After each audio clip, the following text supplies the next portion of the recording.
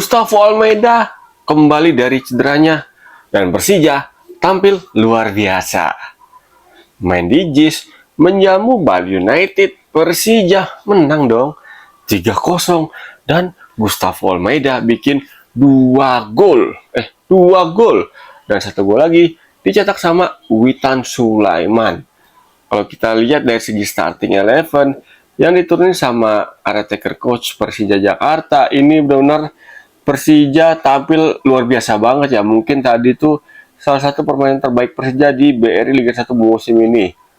Main ofensif dan bertahan juga oke. Kipernya pun Eduardo bikin beberapa penyelamatan penting sepanjang laga, dan lini depannya atau lini serangnya ketika dapat peluang emas ini jarang dibuang-buang peluangnya.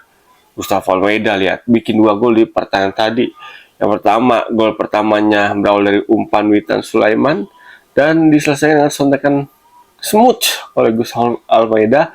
Yang gol kedua Almeida ini manfaatin kesalahan back pass dari pemain Bali United.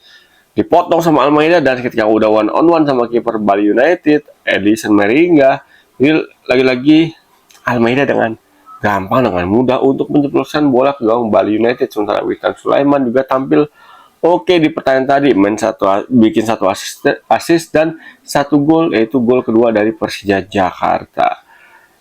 Ini pertandingan juga menarik nih dengan skema 4 back ya, main dengan pola 4-3-3 dari Persija. Ini duo center back Persija, Hansa Muyama sama Rizky Ridho ini tampil oke, kokoh sepanjang laga ya kan. Walaupun tampak Kudela, Persija kan biasanya tuh musim ini sering main dengan pola 3 back sejajar ya. Tapi di pertandingan tadi Persija main dengan pola 4 back sejajar. Ini Rizky Ridho sama Hansa Muyama bahu-membahu bisa mengawal lini pertahanan Persija biar nggak gampang ditembus sama para pemain Bali United. Dan endingnya kita lihat dong, Persija nggak kebobolan sama sekali, bikin 3 gol, tampil produktif dan lini pertahanan alias gawang Persija tampil clean sheet alias nggak kebobolan barang 1 gol pun. Bukan back doang sih yang tampil oke, kiper juga tuh Eduardo ini benar-benar tampil apa ya, menurut gue tampil luar biasa banget tadi ya kan.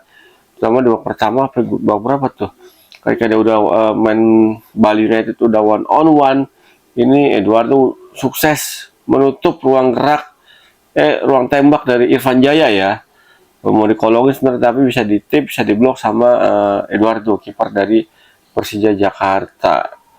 Dan 1 gol Bali United, saya mau pertama harus dianulir karena sebenarnya udah oke tuh skema gol dari Rahmat Arjuna ya kan, dapat umpan terobosan manis dari Irfan Jaya, tapi sayang banget sebelum bola diumpan ke Irfan Jaya udah terjadi foul duluan tuh. Rio Matsumura dilanggar sama pemain Bali United. Yang menarik lagi nih bagi gua, kinerja dari lini tengah dari Persija Jakarta nih ada sedikit perubahan ya menurut gua tadi tuh. Dan menariknya lagi sisi selain tengah flank juga nih, Donitri Pamungkas sama siapa tuh nomor punggung 5, gue lupa lagi namanya kan. Ini yang biasa main di sisi kiri, tadi main di sisi kanan, flank kanan sama fullback kanan. Ini luar biasa banget tuh ya kan. Menurut gue ya, karena apa ya, sedikit perubahannya, tapi walaupun dua-duanya kidal itu ya kan, tapi nggak apa tuh, nggak mengendorkan daya gebrak ataupun daya ofensivitas dari Persija sepanjang laga tadi, terutama dari sisi flank kanan ya kan. Donitri Pamungkas babak pertama berkali-kali dia melakukan tusukan-tusukan berbahaya di sisi flank, tapi ya biarpun dia nggak bisa bikin umpan kunci di pertandingan tadi, tapi Donitri Pamungkas untuk main cukup oke ya kan. Macegayos, Rio Matsumura juga gitu juga ya kan, tampil luar biasa banget. Macegayos juga di pertandingan tadi sometimes dia beberapa kali jadi pemain nomor punggung 6 tuh, yang agak jauh dikit tuh turun ke tengahnya tuh. Tapi ya Macegayos tadi benar-benar menjadi penyeimbang di lini tengah nih bagi Persija Jakarta tadi, dalam bertahan dan dalam hal membangun transisi dari bertahan ke menyerang cukup oke tadi Macegayos. Biarpun tadi Ramon baru masuk di menit 70-an ke atas, kalau salah dari Ramon Bueno masuk, dan nggak masalah sih menurut gue ya, biarpun Ramon dicadangin, tapi tadi lini tengah Persija di sama Macegayos terus sama Hanif Syahbandi ini tampil cukup prima, cukup oke sepanjang laga tadi, bisa mengimbangi di tengah dari Bali United yang dimotori sama Privat Embarga. Sama Irfan Jaya juga gitu kan, sama Rahmat Arjuna juga gitu. Kenapa ya? Itu dia. Ini menurut gue kelihayan dan kejelian dari caretaker pelatih dari Persija nih, yang bisa membaca situasi dengan sangat cermat, sehingga Teko tadi bisa bilang agak mati angin taktik dan strateginya. Karena apa ya? Karena Persija di setiap lini per lininya tadi tampil cukup oke sepanjang laga ya kan, minim melakukan kesalahan krusial. Sementara Bali United di gol yang tadi gue bilang di awal kan, gol kedua Gustavo Almeida tadi berawal dari kesalahan dari pemain Bali United tuh, back pasnya lemah sehingga bisa dipotong sama Gustavo Almeida dan berujung menjadi gol penutup di pertandingan tadi.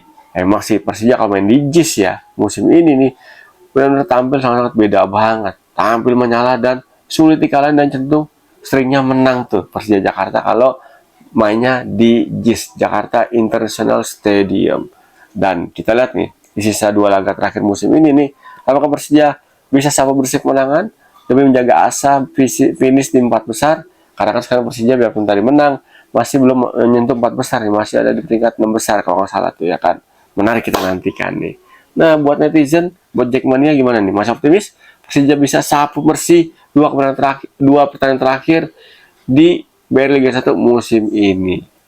Dan thank you banget nih buat kawan-kawan, buat netizen yang udah support channel YouTube gua, sehingga channel YouTube gua makin terus berkembang dengan cara nonton, like, subscribe, komen, dan share. Thank you very much. Sekali lagi thank you banget. Jangan bosan-bosan ya untuk dukung terus kemajuan sepak bola tanah air. Ya sih, masih banyak kekurangan di mana nih? Di penyelenggaraan Liga 1 musim ini pasti ada kekurangan. Mudah-mudahan sih kekurangan ini bisa segera diperbaiki sama LIB sama PSSI, biar Liga 1, Liga 2, Liga 3, Liga 4, Liga Putri kalau masih ada, dan grassroots liga-liga lainnya yang ada di bawah naungan PSSI menurut tampil lebih oke lagi di musim mendatang. Saatnya gue pamit, ketemu lagi bersama gue Irwan Chan di konten Pundit Abang berikutnya. Salam olah bola.